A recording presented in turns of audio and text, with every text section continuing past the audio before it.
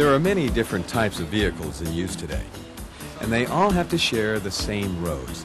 The major problem with sharing the road is seeing the situation in purely human terms.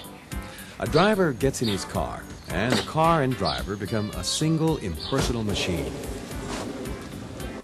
A rider puts on a helmet and protective equipment, and like the car driver, some of his identifiable human characteristics, like his hairstyle or a great smile, begin to fade from view. So it's quite possible that the driver will treat the rider on his motorcycle in a way that he'd never treat him face to face. And the way the car driver treats the motorcycle rider is important because in a collision, a rider is more vulnerable than a driver. Car drivers have a steel cage all around them. By contrast, the motorcycle rider has only his riding skill and basic protective equipment to depend on. But these very different vehicles share the same road. The most common accident between drivers and motorcyclists involves a car turning in front of an oncoming motorcycle. Even good drivers sometimes don't notice motorcycles or misjudge the rider's intentions. Motorcycles are much shorter and narrower than cars, so they present a smaller profile.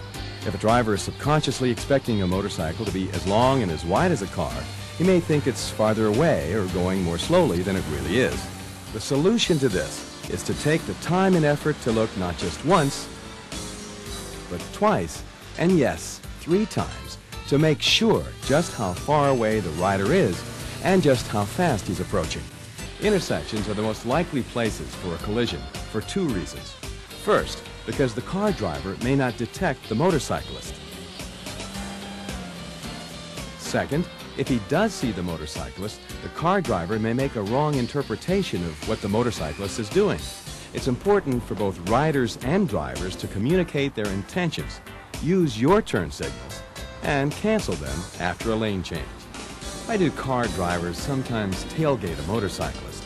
Because a driver can see past a motorcycle easily. He may not consider the bike much of a threat or realize how close he actually is to it. The car driver may even be concentrating on the vehicle in front of the motorcycle.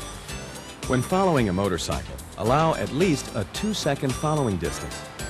You work it out like this. Choose a marker that the motorcycle you're following is passing. For example, as the motorcycle hits the shadow of this bridge, count 1001, 1002 before you pass the shadow. That's your 2 seconds. Always look before pulling out. It's especially important to check the rear view and side view mirrors when backing up and to look over your shoulder too.